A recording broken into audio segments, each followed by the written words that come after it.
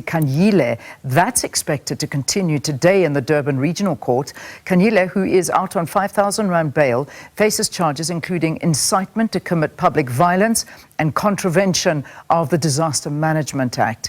We've got Mlondi Radebe. He's following that story for us. Mlondi, good morning. Talk to us about this as well. Thank you very much. Good morning. The court have heard the evidence from Kulekani Mzoto, who was then a interpreter at this court that interpreted the videos that were played in court during the trial of Bonginkosi Khanyile. Bonginkosi Khanyile was filmed addressing the gatherings in 3 locations. One, it was in a park, and the other one, it was in a ShopRite Checkers store, where he stood over the counter telling the people that they must unite, they must fight until former President Jacob Zuma is released from a prison. You'd remember that at that time, during the 2021 July, former President Jacob Zuma handed himself over to the correctional facility in Escort, and after that, President Jacob Zuma handing himself to that facility, the members or the supporters of former President Jacob Zuma, some of them, they started to picket and calling the government to release former President Jacob Zuma.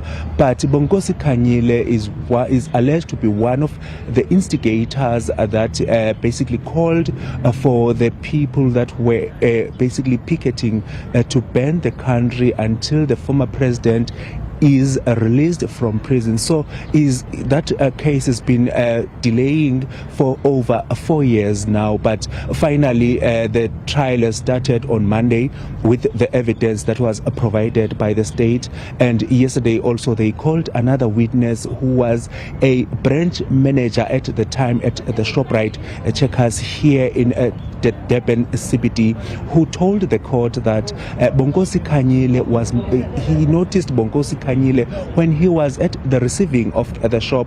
He heard a big noise at the front, and then he walked to go and investigate what was happening there, and he could see Bonginkosi Khanyile on top of the counter of the till addressing the customers, saying that they must basically fight for the president, former President Jacob Zuma, to be released in prison. Also, he mentioned that at the time when he asked the security guards at the shop, they refused to basically to take Khanyile out of the shop, saying that they were ordered not to try and remove the instigators in this shop. And from that evidence, he wrapped that his evidence yesterday. Today, the state is expected to call a new witness that will also be giving evidence in relation to what happened during the July 2021 period when Bonginkosi Khanyile was addressing these gatherings around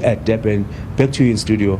All right, Mlondi, thank you. A time in South Africa's history many of us certainly won't forget very quickly, and seeing it playing out again in courts. That's where the alleged trial of the July 2021 unrest instigator Bonginkosi Khanyile is expected to be taking place. That's the Durban Regional Court.